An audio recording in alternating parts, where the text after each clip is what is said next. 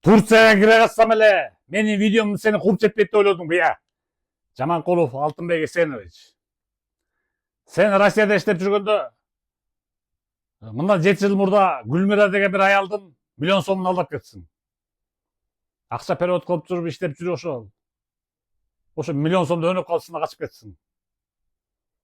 Уят барбы я сенде? Россиядан алдапсың. Турцияга качканың эмнең? 1 миллион сом үчүн. Мына ошо фотографиясын көрүп болду.